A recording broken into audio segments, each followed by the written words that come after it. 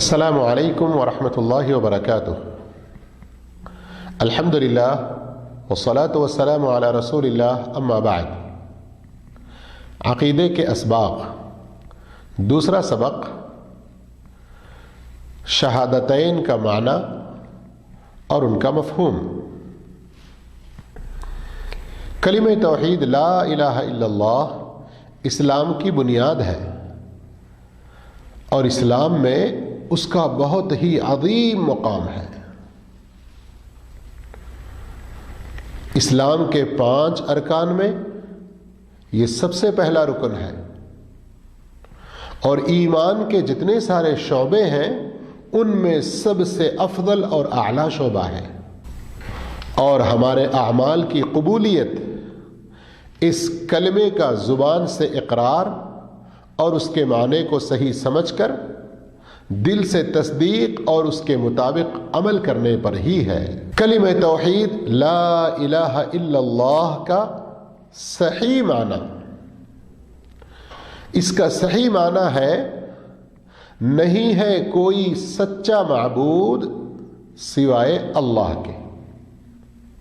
اس معنی کا یہ تقاضا ہے کہ عبادت میں اللہ تنے تنہا اور یکتا حقدار ہے، کوئی دوسرا اس کے ساتھ شریک نہیں ہے۔ اس کے سوا جس کی بھی عبادت ہے اسے چھوڑنا لازم ہے۔ اب یہ توحید کا مفہوم جو اس کے صحیح معنی میں ہے، اس صحیح معنی کو چھوڑ کر کوئی کہے کہ اللہ کے سوا کوئی خالق نہیں، اللہ کے سوا ایجاد کرنے پر کوئی قدرت نہیں رکھتا، یا اللہ کے سوا کوئی نہیں، یہ سارے مفہوم لا الہ الا اللہ کا صحیح معنی نہیں ہے۔ اس لیے کہ ان مفہوموں میں عبادت میں اللہ کی یکتائی ثابت نہیں ہوتی، جبکہ لا الہ الا اللہ کے صحیح معنی میں اس بات کا اقرار واضح طور پر ہے کہ نہیں ہے کوئی سچا معبود سوائے اللہ کے۔ کلمہ توحید لا الہ الا اللہ اس کے 2 رکن ہیں، ایک ہے نفی اور دوسرا ہے اثبات۔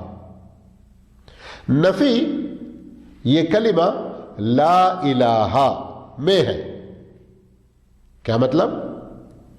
ہر چیز میں سے ہم الوہیت کا انکار کر دیتے ہیں، عبادت کا انکار کر دیتے ہیں۔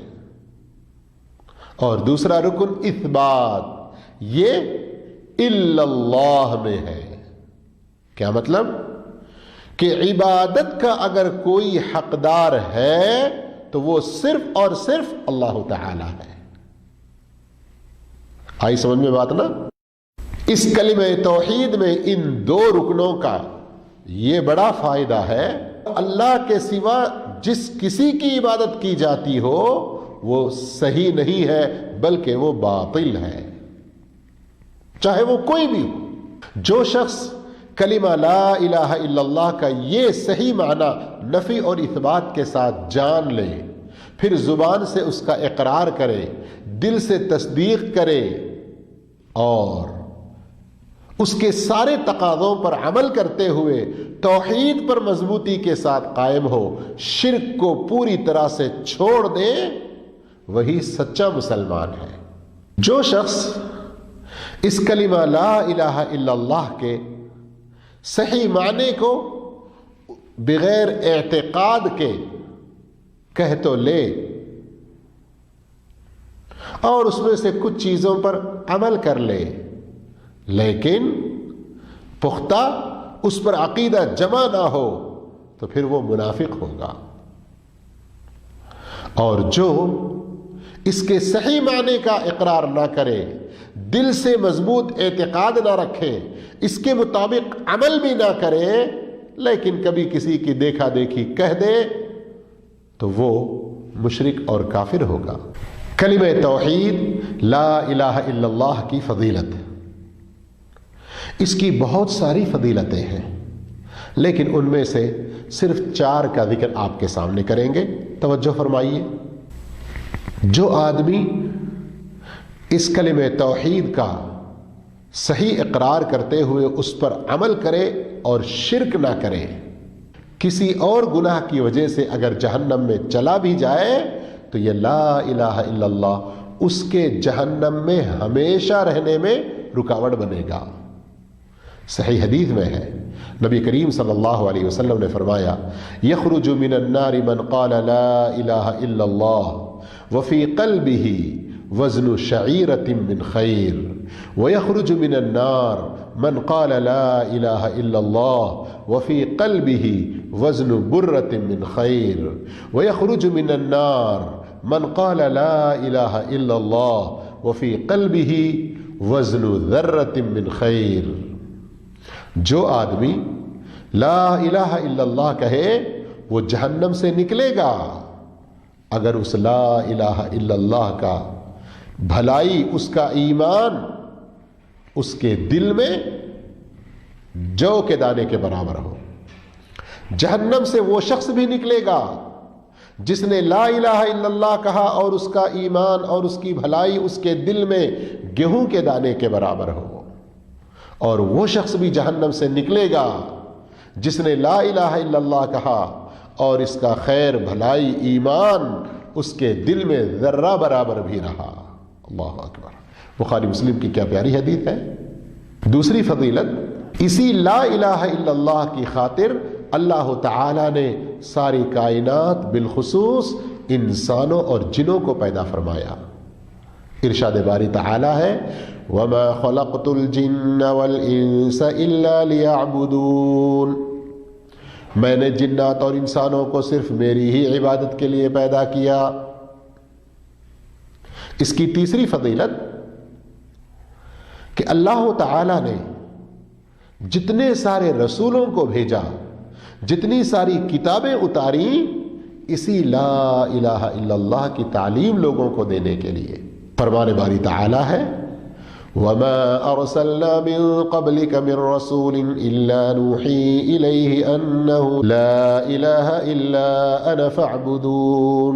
آپ سے پہلے ہم نے جتنے بھی سارے رسول بھیجے ہیں ان کی طرف یہی وحی کی کہ نہیں ہے کوئی سچا معبود، نہیں ہے کوئی سچا معبود سوائے میرے، بس تم میری ہی عبادت کرو. اور چوتھی فضیلت، تمام انبیاء کرام کی دعوت کی ابتدا، لوگوں کو دعوت دینے کا آغاز اسی کلمے سے ہوا.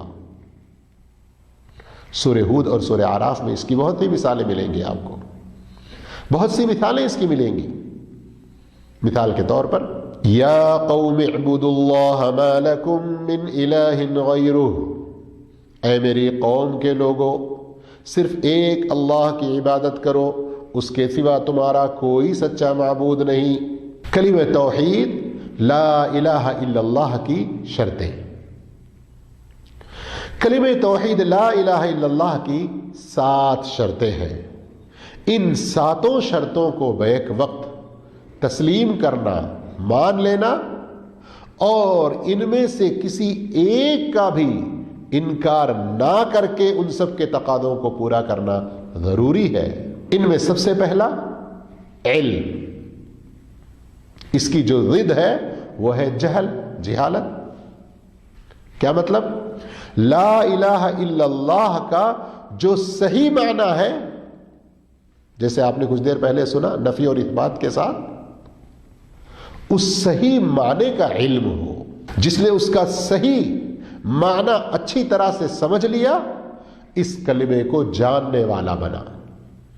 اللہ نے اسی بات کا ہمیں حکم دیا فَاعْلَمْ أَنَّهُ لَا إِلَٰهَ إِلَّا اللَّهُ، پس جان لو، علم حاصل کرو کہ نہیں ہے سچا معبود سوائے اللہ کے.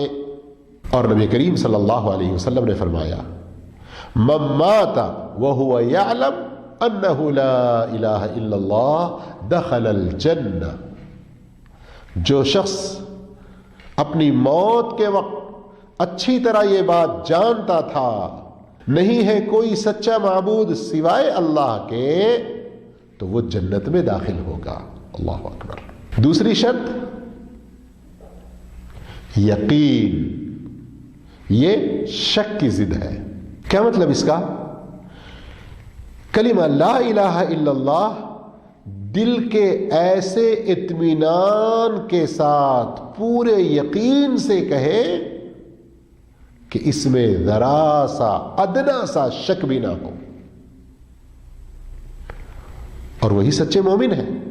جیسے کہ اللہ رب العالمین نے فرمایا انما المؤمنون الذين آمنوا بالله ورسوله ثم لم يرتابوا، بے شک سچے مومن وہی ہے جو اللہ پر اور اس کے رسول پر ایمان لائے، پھر ذرا بھی شک نہ کیا۔ اور ایک موقع پر نبی کریم صلی اللہ علیہ وسلم نے فرمایا اشہد اللہ الہ الا اللہ وانی رسول اللہ لا يلقى اللہ بہما عبد غیر شاک فیہما الا دخل الجنہ۔ آپ صلی اللہ علیہ وسلم خود فرماتے ہیں کہ میں گواہی دیتا ہوں کہ نہیں ہے کوئی سچا معبود سوائے اللہ کے، اور میں اللہ کا سچا رسول ہوں۔ جو بھی آدمی ان دونوں کی گواہی میں ذرا بھی شک کیے بغیر اللہ سے ملاقات کرے گا وہ جنت میں داخل ہو جائے گا۔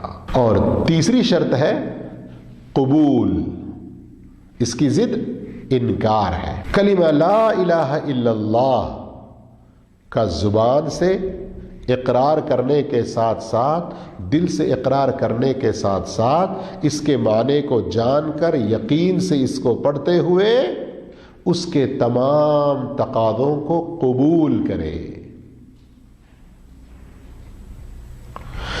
جو بھی اللہ کی طرف سے آیا ہے، اللہ کے رسول کی طرف سے آیا ہے، ہر حکم کو وہ قبول کرے، ان میں سے کسی چیز کا انکار نہ کرے۔ آمن الرسول بما انزل الیہ من ربہ والمؤمنون کل آمن باللہ وملائکتہ وکتبہ ورسلہ لا نفرق بین احد من رسلہ وقالوا سمعنا واطعنا غفرانک ربنا والیک المصیر۔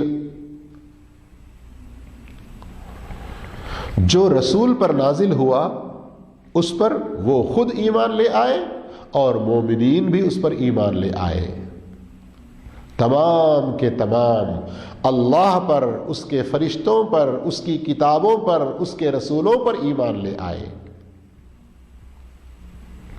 اور پھر یہ کہتے ہیں کہ ہم رسولوں کے درمیان فرق نہیں کرتے، ہم نے سن لیا اور ہم نے اطاعت کر لی۔ اے ہمارے پروردگار تو ہمارے گناہوں کو بخش دے، ہم تیری ہی طرف لوٹ کر آنے والے ہیں، یہ ان کا کہنا ہوتا ہے۔ اب جو لوگ شریعت کے بعد احکام پر اعتراض کرتے ہیں، مثلا چور کے ہاتھ کاٹنا یا زنا کرنے والے کو اس پر حد نافذ کرنا، یا اسلام میں 4 شادیوں کی جو اجازت ہے، یا وراثت کی جو تقسیم ہے، اس پر اعتراض کرتے ہیں، تو وہ حقیقت میں اس تیسری شرط قبول کے نہ ماننے والوں میں سے ہوں گے۔ مومن کا شیوا کیا ہے؟ وَمَا كَانَ لِمُؤْمِنٍ وَلَا مُؤْمِنَةٍ إِذَا قَضَى اللَّهُ وَرَسُولُهُ أَمْرًا أَن يَكُونَ لَهُمُ الْخِيَرَةُ۔ اللہ اور اس کا رسول جب کسی معاملے میں کوئی فیصلہ کر دے تو پھر مومن مرد اور مومن عورت کے لیے اس میں اپنے اختیار کا کوئی حق باقی نہیں رہتا۔ چوتھی شرط ہے انقیاد، یعنی سر تسلیم خم کرنا، عمل کرنا۔ کلمہ لا الہ الا اللہ کا جو بھی تقاضا ہے اس کو عملی جامہ پہنانا۔ ایک انسان نے کلمہ لا الہ الا اللہ کا معنی جان لیا، یقین سے اس کا اقرار کر لیا اور اس کے تمام تقاضوں کو قبول بھی کرتا ہے، لیکن اگر ابھی ان کو عملی جامہ نہیں پہناتا تو گویا وہ اس چوتھے شرط انقیاد کو ابھی ماننے والا نہیں بنا۔ اللہ عز و جل کا فرمان ہے وَأَنِيبُوا إِلَىٰ رَبِّكُمْ وَأَسْلِمُوا لَهُ۔ اپنے رب کی طرف تم پلٹ آ جاؤ اور اسی کے آگے اپنے سر اطاعت کو جھکا دو. اللہ اور اس کے رسول کے احکام کو عملی جامہ پہنانا چاہیے، ورنہ یہ ایمان اور اس کی شرطیں زبانی جمع خرچ نہیں ہے. اور اسی طرح اللہ نے فرمایا سورۃ النساء میں فَلَا وَرَبِّكَ لَا يُؤْمِنُونَ حَتَّى يُحَكِّمُوكَ فِي مَا شَجَرَ بَيْنَهُمْ ثُمَّ لَا يَجِدُوا فِي أَنفُسِهِمْ حَرَجًا مِّمَّا قَضَيْتَ وَيُسَلِّمُوا تَسْلِيمًا. آپ کے رب کی قسم ہے کہ وہ مومن نہیں ہو سکتے. کون؟ کہ جو اپنے آپسی اختلافات میں آپ کو یعنی نبی صلی اللہ علیہ وسلم کو فیصل نہیں مان لیتے، اور جو فیصلہ نبی کر دے اس کے بارے میں دل میں کسی طرح کی کوئی تنگی نہ پاتے اور عملی جامہ پہناتے ہوئے اس فیصلے کے آگے اپنا سر اطاعت نہیں جھکاتے، تو پھر وہ سچے مومن نہیں ہو سکتے. اللہ اکبر. غور کیجئے، اس آیت کے اندر 3 چیزوں کا حکم ہے. اپنی زندگی کے تمام معاملات میں نبی صلی اللہ علیہ وسلم صحیح فیصلہ کرنے والے، یہ ماننا. آپ جو بھی فیصلہ کریں اپنے دل میں بغیر کسی تنگی اور ہچکچاہٹ کے اس کو ماننا. اور تیسرا، جو کچھ عمل کی بات ہے اس کو فوراً عمل میں لے آنا، تبھی سچے مومن. 5ویں شرط ہے صدق، سچائی. کہ انسان جب یہ کلمہ لا الہ الا اللہ ادا کر رہا ہے تو سچا ہو ادا کرنے میں، اپنے ایمان میں. یہی حکم اللہ نے دیا، یا ایھا الذین آمنوا اتقوا اللہ وکونوا مع الصادقین. اے ایمان والو، اللہ سے ڈر جاؤ اور سچے لوگوں کے ساتھ ہو جاؤ. نبی کریم صلی اللہ علیہ وسلم نے فرمایا من شہد اللہ الہ الا اللہ صادقا بہا دخل الجنہ. جو اپنے دل کی سچائی کے ساتھ لا الہ الا اللہ کی گواہی دے وہ جنت میں داخل ہوگا. اب نبی صلی اللہ علیہ وسلم جو کچھ اللہ کی طرف سے لائے ہیں ان سب کا یا ان میں سے کچھ کا انکار کرنا یہ اس سچائی کے خلاف ہے. جھٹلانا یہ اس سچائی کے خلاف ہے. جبکہ اللہ رب العالمین نے نبی کی اطاعت کو اپنی اطاعت کے ساتھ جوڑ کر بیان فرمایا. قل اطیعوا اللہ واطیعوا الرسول. اے نبی آپ کہہ دیجئے کہ لوگوں اللہ کی اطاعت کرو اور اللہ کے رسول کی اطاعت کرو. 6ٹھی شرط اخلاص. کیا مطلب؟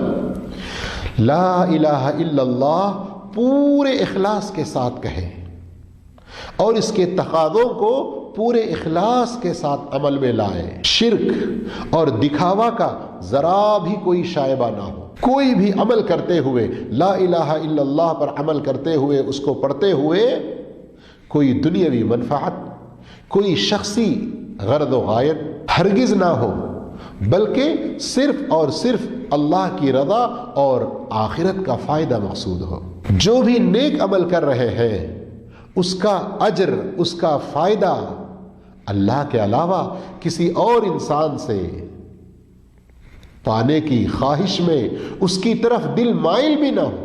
الا للہ الدین الخالص. اے لوگو سن لو، دین اللہ ہی کے لیے خالص ہے. وما امروا الا ليعبدوا الله مخلصين له الدين. ان کو اسی بات کا حکم دیا گیا کہ وہ اللہ کی عبادت کریں، دین کو اس کے لیے خالص کرتے ہوئے. اور صحیح بخاری مسلم کی حدیث ہے، نبی کریم صلی اللہ علیہ وسلم نے فرمایا فإن الله قد حرم على النار من قال لا الہ الا اللہ یبتغی بذلك وجہ اللہ.